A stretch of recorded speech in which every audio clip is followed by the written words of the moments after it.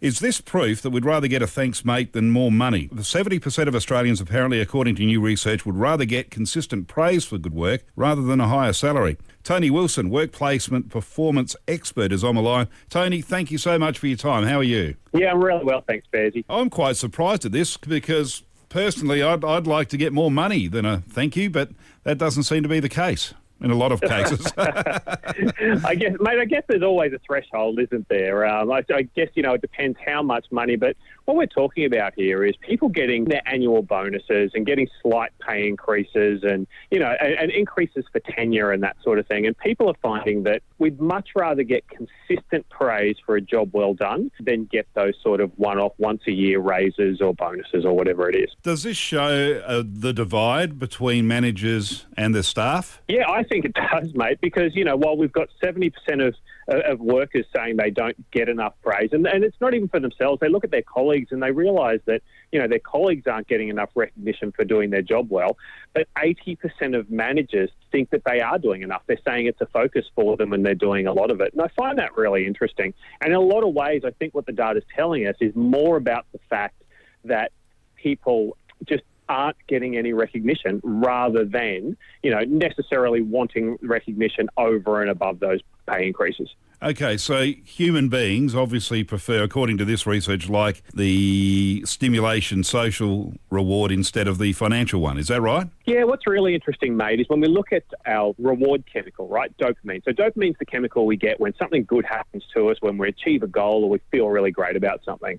So when we look at our dopamine levels, we get far greater dopamine reward, if you like, for a social reward rather than a financial reward. At the very least, they're usually about equal. But what we find over time is that if we keep giving someone the same financial reward over and over again, that dopamine response seems to go down. The more we give it to them, the less it has an impact on them.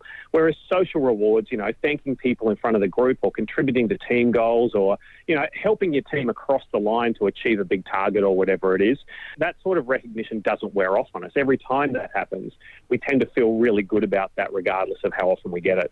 In your experience, Tony, has it always been this high or is this something that's been on the increase in recent years? I think it's on the increase, mate. And I think partly it's because of our expectations as employees. We used to just turn up and we'd do our job. And, in a lot of ways, if I think about the landscape 10 years ago, the common kind of statement you get in any workplace was that no news was good news.